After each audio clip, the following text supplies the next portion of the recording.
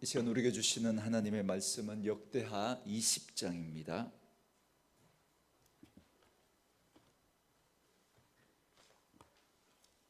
역대하 20장 1절에서 4절 말씀,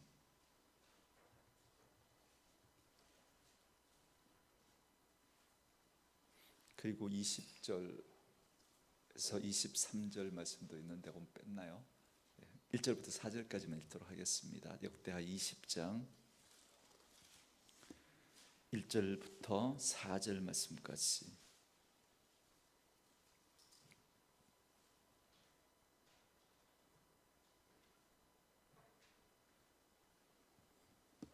우리 말씀 찾으셨으면 한 목소리로 같이 읽습니다. 그 후에 모압 자손과 암몬 자손들이 마온 사람들과 함께 와서 여호사밧을 치고자 한지라. 어떤 사람이 와서 여호사밧에게 전하여 이르되 큰 무리가 바다 저쪽 아람에서 왕을 치러 오는데 이제 하사손 다말 곧 엔게디에 있나이다 하니 여호사밧이 두려워하여 여호와께로 낯을 향하여 간구하고 온 유다 백성에게 금식하라 공포하매 유다 사람이 여호와께 도우심을 구하려 하여 유다 모든 성읍에서 모여와서 여호와께 간구하더라. 아멘. 우리 20절부터 23절도 같이 한번 읽을까요? 20절부터 23절 읽습니다. 시작. 이에 백성들이 아침에 일찍이 일어나서 두고와 들로 나가니라. 나갈 때 여호사밧이 서서 이르되 유다와 예루살렘 주민들아 내 말을 들을지어다. 너희는 너희 하나님 여호와를 신뢰하라. 그리하면 견고히 서리라. 그의 선지자들을 신뢰하라. 그리하면 형통하리라 하고 백성과 더불어 의논하고 노래하는 자들을 택하여 거룩한 예복을 입히고 군대 앞에서 행진하며 여호와를 찬송하여 이르기를 여호와께 감사하세 그의 인자하심이 영원하도다 하게 하였더니 그 노래와 찬송이 시작될 때에 여호와께서 복병을 두어 유다를 치러 온 암몬 자손과 모압과 세일산 주민들을 치게 하심으로 그들이 패하였으니 곧 암몬과 모압 자손이 일어나 세일산 주민들을 쳐서 진멸하고 세일산 주민들을 멸한 후에는 그들이 서로 죽였더라. 아멘. 이 시간에 우리 좌우에 계신 분들과 이렇게 한번 인사하겠습니다. 하나님의 말씀을 아멘으로 받읍시다. 할렐루야. 아멘. 특별 새벽 기도회 둘째 날 이 아침에 나오신 여러분들을 진심으로 환영하고 축복합니다. 오늘도 하나님의 은혜가 여러분 가운데 함께 있기를 주의 이름으로 축원합니다. 오늘 이 시간에는 함께 읽으신 역대하 20장 1절에서 4절 그리고 20절에서 23절 길게는 20장 전체 말씀을 중심으로 감사와 능력이라고 하는 제목의 말씀으로 잠시 은혜를 나누겠습니다. 주일날에도 잠깐 언급해 드렸지만 솔로몬 이후에 이스라엘 나라가 두 나라로 갈라지게 되죠. 북쪽 이스라엘 그리고 남쪽 유다로 갈라지는데 북쪽 이스라엘은 시작 때부터 구테타로 반역으로 시작된 나라입니다. 그래서 다윗의 정통성이 없습니다. 그래서 처음부터 악을 행하다가 아수르에게 망하죠. 그러나 남쪽 유다는 다윗의 정통성을 잇습니다. 그러니까 다윗의 후손들이 왕위를 이어가면서 중간에 악한 왕도 있고 또 선한 왕도 나타나지만 결국은 계속 이렇게 악으로 치닫다가 바벨론에게 멸망을 당하게 됩니다. 그런 남쪽 유다 왕들 가운데 아주 하나님 앞에 선하게 또 나라를 잘 이끌었던 왕이 있는데요. 오늘 본문에 등장하는 여호사밧이라고 하는 왕입니다. 그러나 여러분 오해하지 마셔야 합니다. 성경에 나타난 모든 왕들은 선한 일이 있는가 하면 그래서 큰 틀에서는 선한 왕이다 다윗의 길로 행했다라고 하지만 그러나 그들이 또 선한 면이 있기도 하지만 또 악한 면이 있기도 합니다. 이 여호사밧도 하나님을 잘 섬기며 복을 받고 살아가다가 자기 힘이 커지니까 어떤 실수를 범하느냐면 북쪽 왕 중에 가장 악한 왕이었다라고 하는 이 아합의 딸과 결혼을 시킵니다. 그러니까 이 남쪽 유다의 북쪽 이스라엘 왕국의 그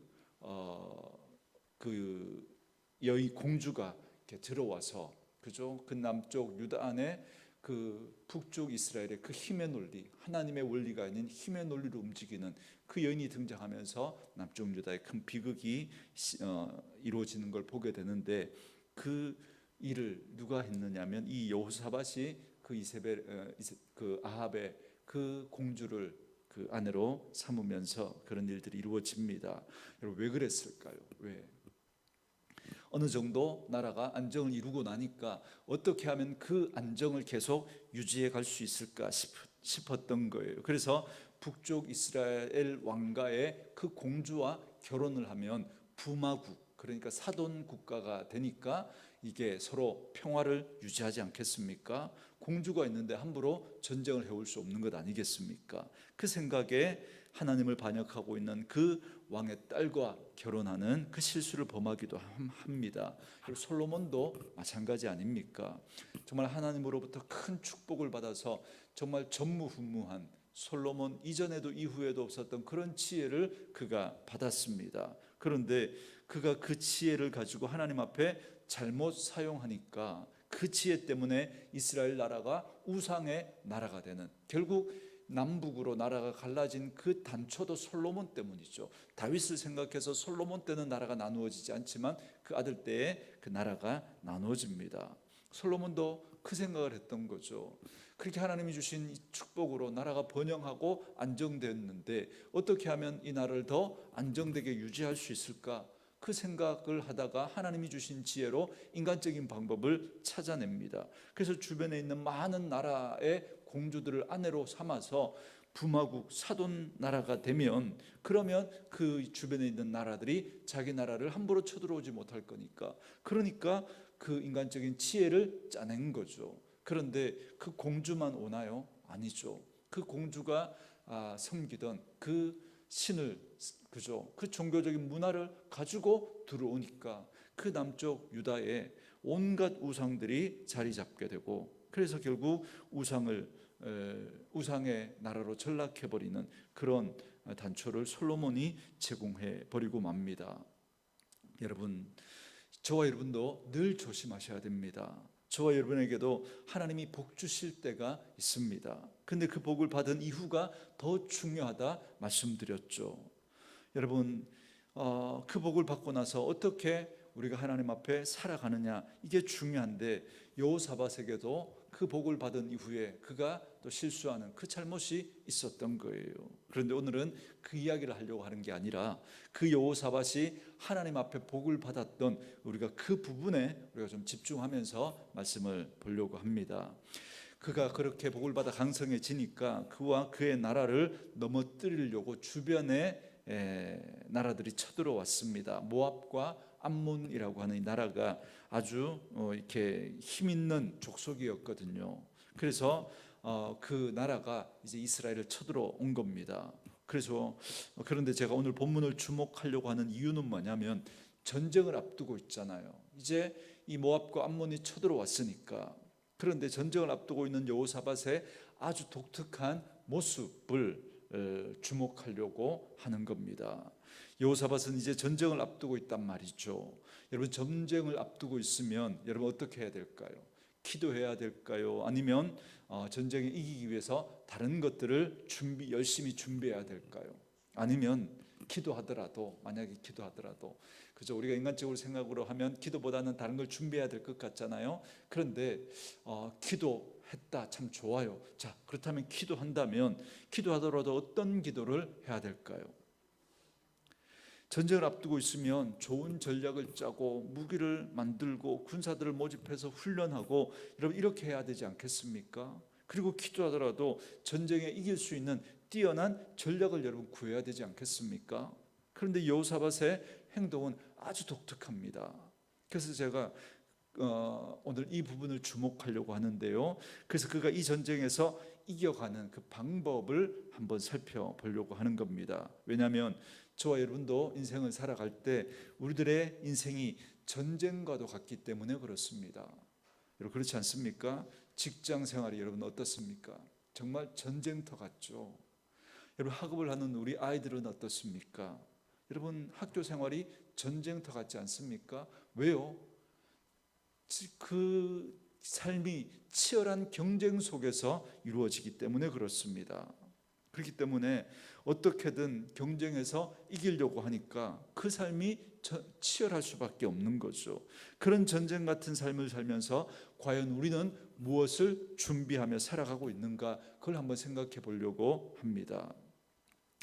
혹시 하나님의 방식과 다른 태도와 자세를 가지고 살아가는 그런 우리의 모습들이 있다고 한다면, 오늘 여호사밧이 하나님 앞에서 가지고 있었던 그 태도를 좀 눈여겨 볼 필요가 있습니다. 그리고 그것들을, 그 여호사밧이 가졌던 그 삶의 태도와 자세를 우리 삶에 적용하려고 하는 그 씨름이 오늘 저와 여러분들에게 있기를 주의 이름으로 축원합니다.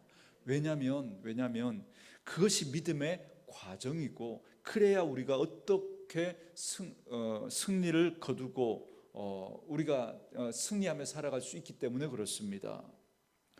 여러분, 우리가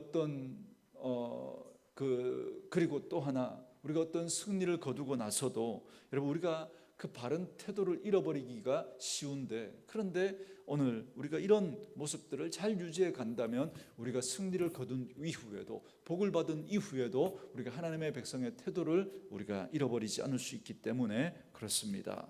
저는 우리 식구들에게 정말 복된 삶이 무엇인지를 알려드리고 싶은 마음이 늘 있습니다.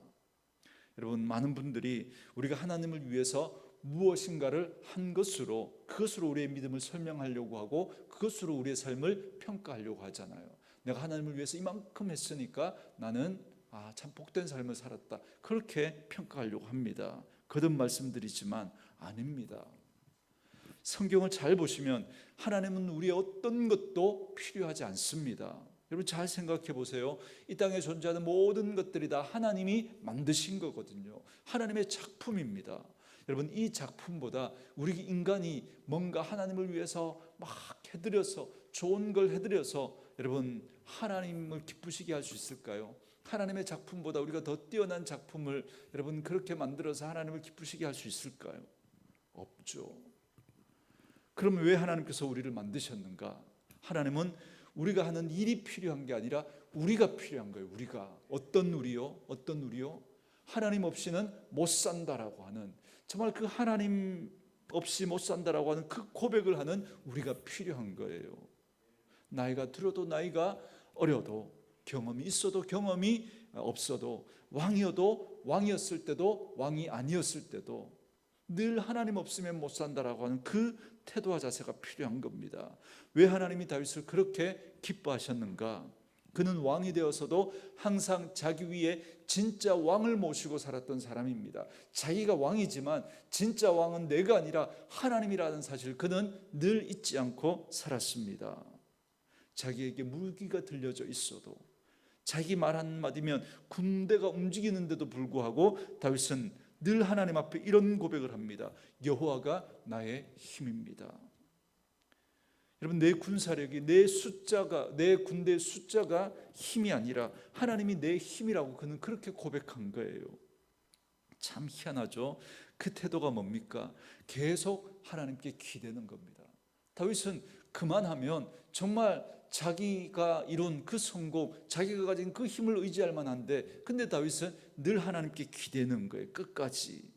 이런 그의 태도와 자세를 한마디로 요약해서 여러분들에게 설명해드리는 제 표현이 있죠. 그게 뭡니까? 우리는 하나님께 받아야 산다는 거예요. 받아야. 이게 여러분 하나님이 다윗을 기뻐했던 이유거든요. 다윗이 하나님을 위해서 뭔가 많이 이루었기 때문이다, 그렇게 여러분 성경을 보시면 여러분들이 정말 착각하는 거예요. 다윗은 그럼에도 불구하고 하나님 없으면 못 산다라고 하는, 하나님께 기대고 나는 하나님께 받아야 삽니다라고 하는 그 태도를 잃어버리지 않았기 때문에 하나님은 그렇게 다윗을 기뻐하셨던 거예요. 여러분, 모세라고 하는 인물이 아주 뻣뻣한 인물에서 점점 부드러운 인물로 그렇게 바뀌어 갑니다. 여러분, 출애굽기를 여러분 읽어가다가 보면 거의 끝부분에 하나님이 이스라엘 백성들에게 굉장히 노하십니다. 모세가 시내산에 그 올라간 사이에 그들이 모세가 보이지 않으니까 그가 불안했던 거예요. 그래서 뭘 합니까? 금송아지 우상을 만들어 놓고 하나님이라고 그러면서 그들이 그렇게 우상을 섬길 때 하나님이 대노하시죠. 그래서 하나님이 그 이스라엘 백성들을 진멸하시려고 하시는데, 근데 모세가 목숨 걸고 하나님 앞에 기도하면서 이스라엘을 구해내잖아요. 그리고 난 다음에서 하나님이 그 노가 그렇게 다 풀리지 않았는지 너무 하나님이 속상하셔서 모세에게 뭐라고 말하느냐면, 나는 너희와 함께 가지 않겠다, 너희만 가나안으로 가라, 그렇게 말씀하십니다. 가나안에 가게는 해주겠다는 거예요. 그러나 나는 가지 않겠다는 겁니다. 그러니까 모세가 뭐라고 말하느냐면, 나는 모세가 뭐라고 말하냐면, 하나님이 같이 가지 아니하시려거든 우리로 보내지 마십시오. 하나님 안 가시면 저도 안 갑니다. 모세가 그렇게 이야기합니다. 무슨 뜻이냐면, 하나님이 아무리 좋은 것을 주셔도, 아무리 좋은 무기를 주셔도 하나님이 안 가시면, 하나님이 우리와 함께 하시지 않으면 나는 그 아무런 의미가 없습니다. 난 가지 않겠습니다. 그거거든요. 왜 그럴까요? 왜 모세는 하나님이 자기에게 주신 그 하나님이 가나안을 주시겠다고 하는데도 모세는 왜 가지 않겠다고 하는 걸까요?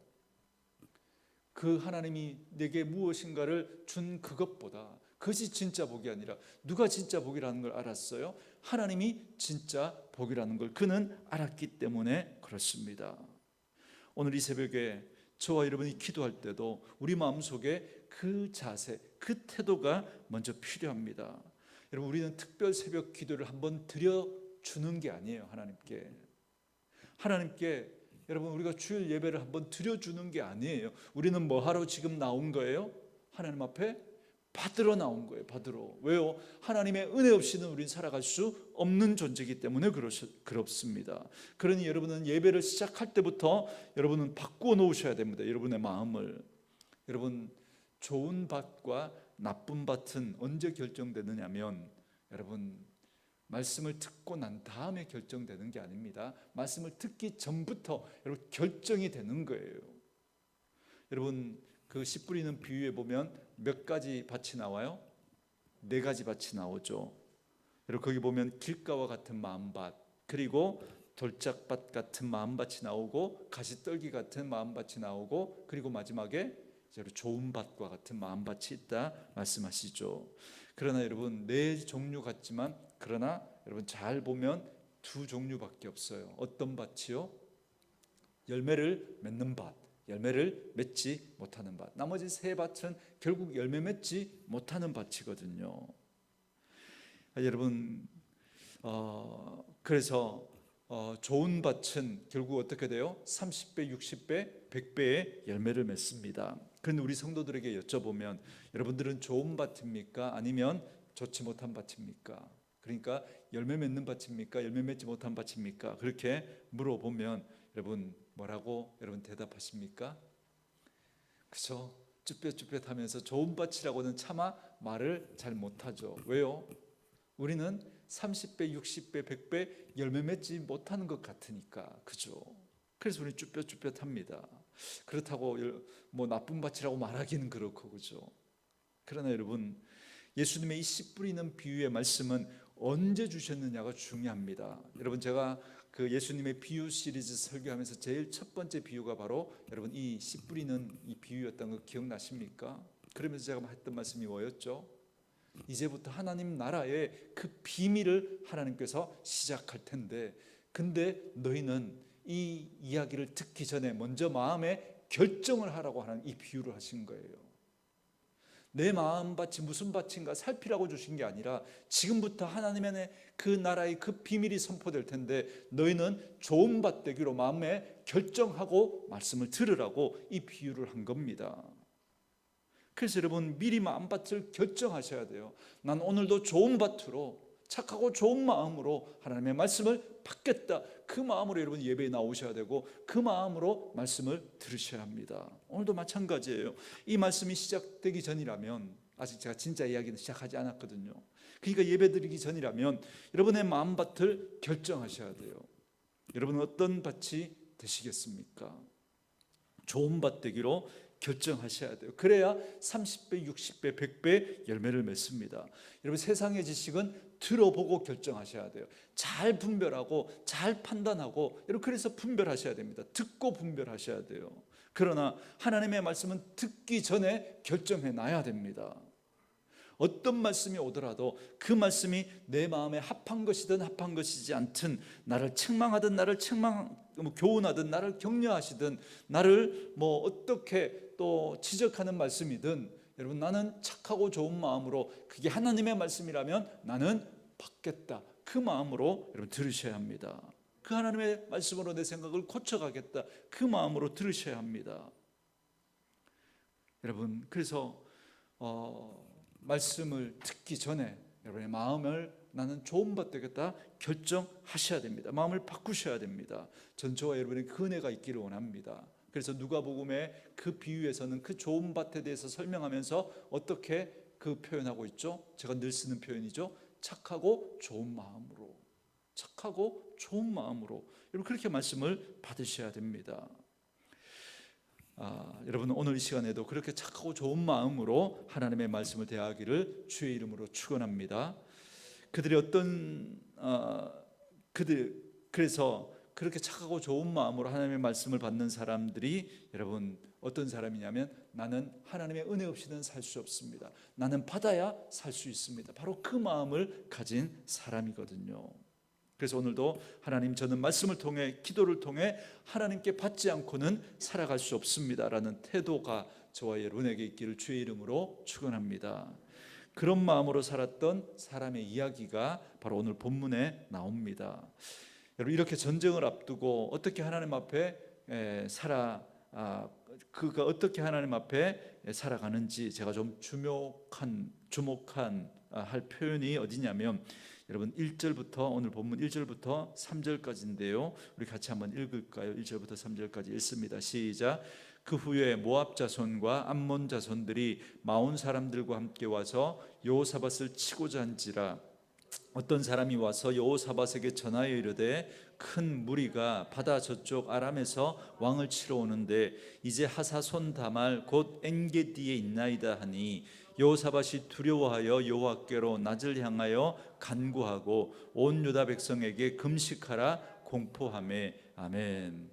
자, 첫 번째로 기억할 건 뭐냐면, 다시 또 강조할 수밖에 없습니다. 하나님께 기도하셔야 한다라는 것입니다. 여러분, 이 하나님께 우리가 기도한다는 게 뭐냐면, 기도가 생존의 열쇠이기 때문에 그렇습니다. 여러분, 기도는 우리들이 어떤 정신 수양을 하거나 마음을 고양시키거나 아니면 어떤 분위기 있는 삶을 살아가기 위한 종교적인 행위가 아닙니다. 여러분, 이건 우리가 죽고 사느냐, 생존이 걸린 열쇠입니다. 여러분, 성경을 보니까 기도는 항상 하나님의 백성이 죽을 상황에서 살아나게 되는 통로가 바로 기도였던 겁니다. 그래서 기도는 그래서 여러분, 기도의 능력을 믿는 게 중요합니다. 여호사밧이 누구예요? 왕이죠, 왕. 왕은 뭘 할 수 있느냐면, 모든 정치적인 힘을 동원해서, 군사적인 힘을 동원해서 그 말 한마디면 여러분, 군대를 움직일 수 있습니다. 온 나라를 움직일 수 있는 사람입니다. 근데 우리가 여호사밧에게 주목할 표현은 뭐냐면, 이 하나님의 사람이 어떻게 그 전쟁을 대처하고 있는가라고 하는 것입니다. 그가 먼저 하나님 앞에 기도했다는 거예요. 기도. 이제 우리도 직장 일을 할 겁니다. 우리도 학교 일을 할 거예요. 우리도 가정의 일을 꾸려갈 겁니다. 그럴 때 우리는 어떤 일을 먼저 하고 있냐는 거예요. 어떤 일을. 우리의 마음을 한번 살펴보는 겁니다. 여러분, 전쟁이라는 게 뭘까요? 전쟁. 우리가 대처해야 될 모든 문제들 중에 가장 힘들고 가장 어렵고 가장 급박한 그 상황, 그게 여러분 전쟁 아니겠습니까? 왜요? 전쟁은 여러분 한 나라의 국가의 운명을 왔다 갔다 하게 하는 겁니다. 그 전쟁에서 패하면 그 나라 존립 자체가 여러분 위협을 받습니다. 목숨이 왔다 갔다 하는 거예요. 그런 상황에서 여러분은 어떤 방법을 제일 먼저 취하느냐는 겁니다. 하나님께서 하나님의 백성들이 가장 치열한, 가장 위험한, 가장 긴급한 전쟁과도 같은 그런 삶을 살아갈 때 무엇을 제일 먼저 취할 것인가, 그 태도를 주목하신다는 겁니다. 그게 기도라는 거예요. 그게. 여러분, 기도는 어떤 종교적인 의무가 아닙니다. 왜 우리가 하나님 앞에 기도해야 된다 그렇게 강조하느냐면 그건 우리의 삶의 태도와 자세의 문제이거든요. 난 하나님 없으면 살 수 없습니다. 하나님이 도와주셔야 전 살 수 있습니다. 그 태도의 가장 여러분 궁극적인 그 모습이 기도거든요. 여러분 겸손의 문제도 기도로 설명할 수 있어요. 여러분 기도하지 않는 사람 아무리 교회에서 그저 말도 그저 다른 사람 배려하고 자기를 잘 낮추면서 말하고 그래도 여러분 그분이 기도하지 않는다면 그분은 교만한 분입니다. 아주 여러분 교만한 분, 단수가 높은 분이에요.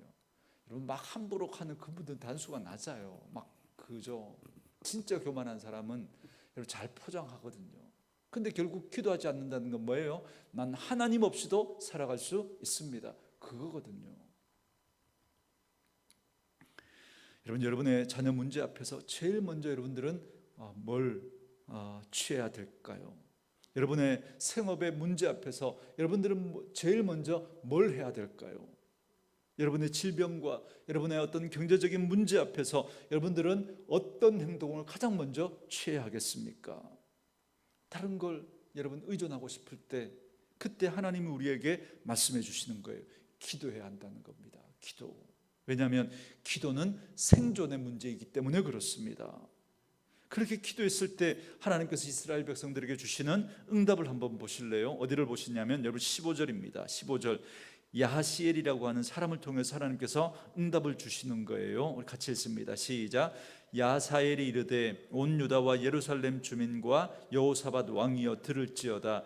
여호와께서 이같이 너희에게 말씀하시기를 너희는 이 큰 무리로 말미암아 두려워하거나 놀라지 말라. 이 전쟁은 너희에게 속한 것이 아니요 하나님께 속한 것이니라. 아멘. 여러분 왜 기도가 중요하냐면 기도는 내 문제를 누구의 문제로 바꾸는 걸까요? 하나님의 문제로 바꾸는 거예요. 그래서 여러분 기도가 중요합니다. 탄식으로 기도하시든 눈물로 기도하시든 한숨으로 기도하시든 그래서 여러분 꼭 기도하셔야 돼요. 어제도 말씀드렸죠. 고민을 하더라도 누구 앞에서 고민하자고요? 하나님 앞에서 고민하자고요. 여러분 그게 기도입니다. 그게. 여러분 우리는 고민을 참 많이 하죠. 사람 앞에서 고민하고 혼자 고민하고 자면서 고민하고 깨서 고민하고 먹으면서 하고 마시면서 하고 계속 고민합니다. 계속. 그런데 하나님 앞에서는 잘 고민하지 않는 거예요. 마음이 우울하신 분들은 그렇게 우울해하시지만 말고 입을 열어서 하나님께 고민을 말하십시오. 고민하시더라도 하나님 앞에서 고민하셔야 합니다. 한숨을 치더라도 하나님 앞에서 한숨 지으라고 그랬잖아요. 하나님 우리의 마음의 중심을 보신다고. 그래서 여기서 한숨 지으세요. 그럼 그걸 하나님이 기도로 받으신다니까요. 기도로.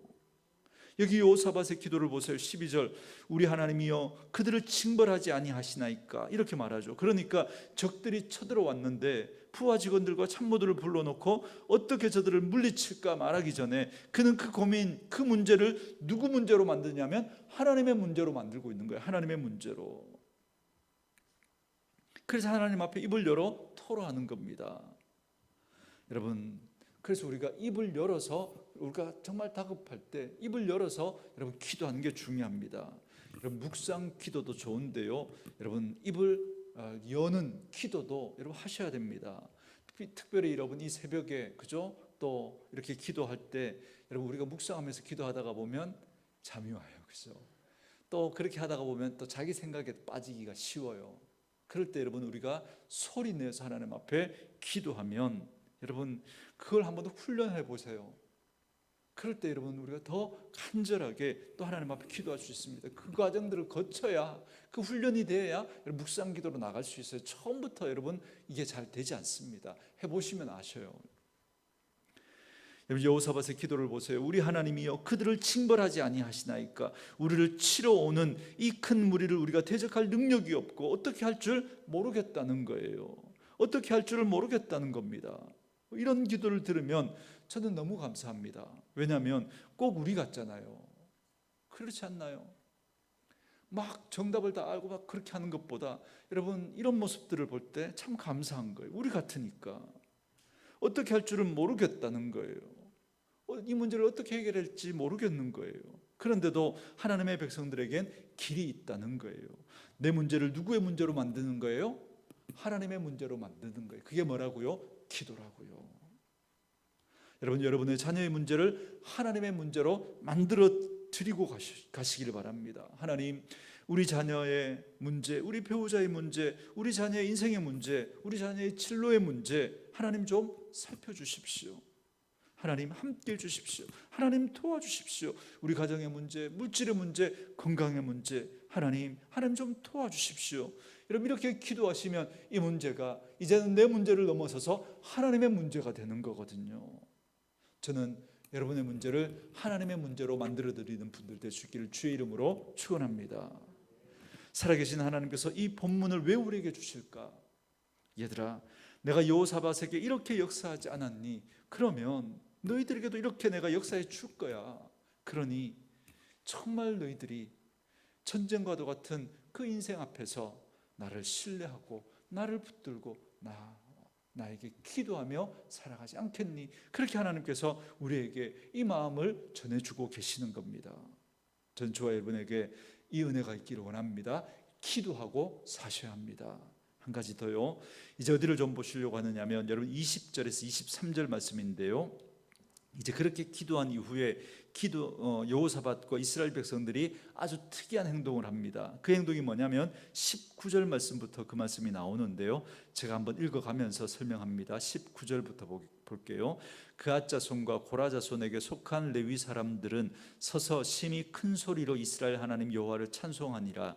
이에 백성들이 아침에 일찍 일어나서 두고와 들로 나가니라. 나갈 때 여호사밧이 서서 이르되 유다와 예루살렘 주민들아, 내 말을 들을지어다. 너희는 너희 하나님 여호와를 신뢰하라. 그리하면 견고히 서리라. 그의 선지자들을 신뢰하라. 그리하면 형통하리라.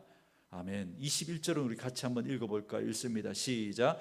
백성과 더불어 의논하고 노래하는 자들을 택하여 거룩한 예복을 입히고 군대 앞에서 행진하며 여호와를 찬송하여 이르기를 여호와께 감사하세. 그의 인자하심이 영원하도다 하게 하였더니. 아멘. 여호사밧이 그 다음에 이제 어떻게 하느냐면 하나님의 말씀을 듣고 난 다음에 백성들과 의논해서 하는 행동이 뭐냐면 그림이 딱 이런 겁니다. 앞에는 적군이 있어요, 그죠? 여기는 군대가 있는 거예요, 앞에. 그런데 그 적군과 군대, 그죠? 자기 군대, 그 적군과 그 군대 사이에 누구를 세우냐면 백성들 중에 노래하는 사람. 그러니까 오늘날로 이야기하면 찬양대를 이렇게 세우는 겁니다. 그 사람들을 앞에 세운 거예요. 여러분, 이 방법이 평범하지 않죠, 그죠? 전쟁을 준비하고 있는데 노래하는 찬양대를 맨 앞에 세운 겁니다. 여러분, 이게 이상한 거예요. 찬송을 잘하는 그 사람들 앞에 세우고 그 찬양을 하게 하는 겁니다. 그게 22절에 나오죠. 22절 제가 읽습니다. 그 노래와 찬송이 시작될 때 여호와께서 복병을 두어 유다를 치러 온 암몬 자손과 모압과 세일산 주민들을 치게 하심으로 그들이 어떻게 됐다고요? 패했다는 거예요. 그러니까 하나님 앞에 노래하고 찬송할 때 전쟁에서 이기게 하셨다는 겁니다. 23절을 읽어보면 그들이 서로 쳐 죽였대요. 제게는 이 이미지가 어떻게 그려지느냐면 하나님 앞에 찬양을 하기 시작하니까, 여러분, 찬양은 여기서 했잖아요. 여기서 전쟁은 지금 전쟁 적인데 찬양은 여기서 했어요. 그런데 적진에서 지금 뭐가 떨어지는 거예요? 포탄이 떨어지는 거예요. 그러니까 찬양은 마침 이런 그림인 거예요. 여기서 그저 포병대가 그저 미사일을 쏘는 거예요. 포를 막 쏘는 거예요. 저는 그게 찬양이라고 생각 드는 거예요, 이 그림이. 그래서 적진에 막 포탄이 떨어지고 있는 거예요. 저는 이 방법에 집중하고 싶은 겁니다. 여호사밧이 그렇게 말하잖아요. 하나님, 우리는 그들을 대적할 능력도 없고 어떻게 할 줄도 모르겠다는 거예요. 도무지 전쟁의 방법으로는 그들을 어떻게 이길지 우리는 방법도 없고 능력도 없다는 거예요. 그런데 하나님 앞에 기도하고 나서 깨달아진 게 뭐냐면 군대 앞에 찬양하는 사람들을 세우고 하나님을 향해서 노래를 하는 거였습니다. 근데 그 노래를 하는데 어떤 일들이 일어나냐면 적진들 사이에서 서로가 서로를 쳐 죽이는 그런 일들이 일어나는 겁니다. 이해할 수가 없는 거죠. 이해할 수 없는 방법과 이해할 수 없는 일들이 일어난 겁니다. 저는 요즘에 우리 기독교를 하나님의 신비를 빼버리고 그렇게 설명하려고 하는, 그래서 종교적이고 윤리적이고 도덕적으로 그렇게 만드는 일들이 여러분 많이 일어나고 있습니다. 저는 그게 너무 안타까운 거예요. 여러분, 하나님의 신비를 빼버리면 교회가, 성경이 여러분 다른 거하고 여러분 차이를 어디에서 찾을 수 있을까요? 여러분, 성경을 덮고 여러분 한번 생각해 보세요. 성경이 뭐 하라고 말하는 책인가요? 성경이 하나님의 신비를 빼버리면 성경은 뭐 하라고 하는 책인가요? 좋은 말하고 살아라, 착하게 살아라, 남편에게 잘해줘라, 아내에게 잘해줘라, 이웃에게 잘해줘라, 선을 베풀어라. 여러분, 이런 이야기, 여러분 우리가 굳이 성경 아니더라도 여러분이 여러분 혼자서라도 한번 써보십시오. 여러분들이 써도 쓸 수 있는 그런 글들 아닙니까? 다른 많은 여러분 책들에서 여러분 그런 이야기 수도 없이 훨씬 더 여러분 감동적으로 우리의 마음을 막 그렇게 움직이면서 그렇게 이야기하는 책들이 얼마나 많은지 모릅니다. 수도 없이 많아요. 믿음은, 성경은 그 얘기를 하는 게 아니에요. 그 얘기를 우리 인생 가운데 하나님의 신비가 머물기를 원하는 거예요. 그래서 하나님께서 하나님의 그런 놀라운 기적과 그 능력을 하나님께서 우리에게 이 성경책을 통해서 말씀해 주고 있는 거거든요. 그래서 우리 인생 가운데 하나님의 신비가 머물기를 원하는 거예요. 하나님은 여러분 예배할 때, 기도할 때, 찬양할 때 여러분 그런 일들이 일어날 겁니다. 여러분 예배하고 기도하고 찬양하는 건 전쟁을 하는 것과도 여러분 전혀 다른 이야기 같잖아요. 그죠? 이건 그런데 예배하고 찬양하고 기도했더니 적진에 포탄이 떨어지는 거예요. 그런 일들이 일어나는 겁니다. 여러분 중보기도가 왜 귀할까요? 중보기도가, 기도는 내가 여기서 하고 있는데 하나님이 어디서 역사하시냐면 여러분에게, 남편에게 역사하시고 여러분의 자녀에게 역사하시고 여러분의 배우자에게 그렇게 역사하시는 거예요. 왜 기도를 안 하냔 말이죠. 근데 기도를 안 하니까 하나님의 신비가 우리에게 임할 수가 없는 거예요. 여러분 이 얘기를 하는 게 아닙니다. 그러니까 앞으로 전쟁을 할 때는 무기는 하나도 안 중요하다. 무기는 하나도 안 중요하다. 찬양만 해라. 여러분 이 이야기를 하는 게 아니잖아요. 하나님의 방법은 여러분 늘 다릅니다. 늘 하나님이 뭘 얘기하시는 거냐면, 그러니까 거듭 말씀드리지만 여러분 믿음은 방법의 문제가 아니라는 거예요. 방법의 문제가. 그래도 굳이 여러분들이 방법을 찾으신다면 제가 하나님이 쓰시는 방법 하나를 여러분 알려드릴게요. 여러분 하나님이 쓰시는 방법은 하나님입니다. 무슨 말인지 이해되시나요? 하나님이 쓰시는 방법은 하나님이에요. 그러니까 하나님만 신뢰하면, 하나님만 붙들면 하나님이 여러분 어떤 방법으로든 여러분에게 역사하실 거예요. 하나님의 신비를 가져올 겁니다. 오늘 본문에서도 하나님은 찬양을 사용하신 거예요. 찬양하는 동안에 적진에서 그들끼리 서로 쳐 죽이면서 전쟁이 끝나게 되는 그 일을 경험했던 겁니다. 여러분 이때 깨달아야 될 게 뭐냐면, 이스라엘 백성들은, 그리고 우리들은 찬양을 하니까 적진에서, 전쟁에서 이기게 되는구나. 여러분 이렇게 적용하시면 안 되는 거예요.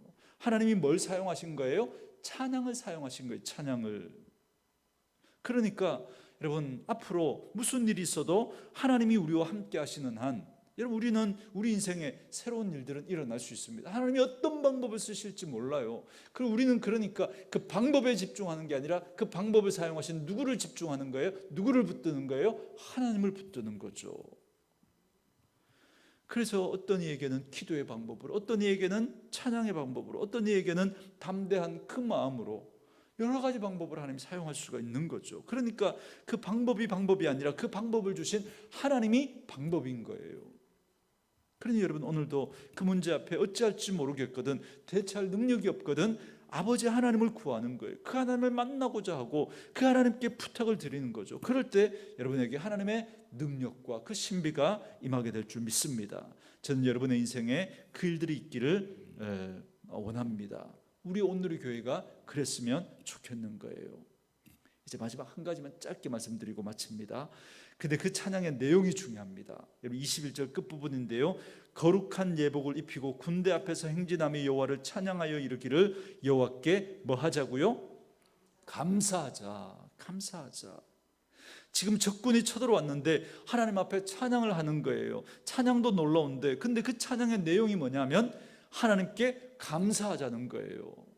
여러분에게 문제가 생겼어요. 그 문제가 생겨서 하나님 앞에 기도하는데 기도의 내용이 감사가 될 수 있다면 얼마나 좋을까요? 그 문제가 생겨서 하나님 앞에 기도하는데, 여러분 간구하는데 자꾸 하나님 앞에 감사하는 마음이 일어난다면, 여러분 그러면 저는 그 문제는 해결됐다고 보는 거예요. 여러분 이게 믿음이거든요. 이게 하나님에 대한 신뢰거든요. 오늘 본문은 감사가 우리에게 하나님의 능력을 가져오는 사례를 보여주고 계신 거예요.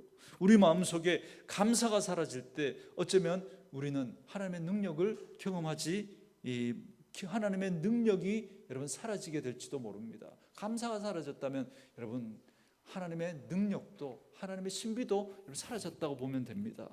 다시 오늘 이 새벽에 저와 여러분이 하나님의 방법에 귀를 기울이시는데 뭘 했나 그걸 보는 게 아니라 그 방법이 뭐라고요? 하나님이라고요. 하나님. 그러니 그 하나님께 귀 기울이고 그 하나님께 우리의 마음을 드리고 우리의 마음과 입술을 열어서 하나님을 찬양하고 하나님 앞에 우리의 사정을 알려드리고, 말도 못하냐는 거예요. 그렇게 알려드리고 그렇게 기도하는 가운데 그 하나님이 정말 믿어져서 신뢰가 되어져서 우리 입술에서 찬양이 터져 나올 수 있기를 원합니다. 그러면 분명히 하나님이 역사하실 거예요. 그래서 저는 저와 여러분에게 이번 특별 새벽 기도회를 통해서 하나님 앞에 입을 열어 기도하는 기도가 회복될 수 있기를 원하고, 또 하나 하나님 앞에 감사가 회복될 수 있기를 주의 이름으로 축원합니다. 이 시간에 주신 말씀 묵상하시면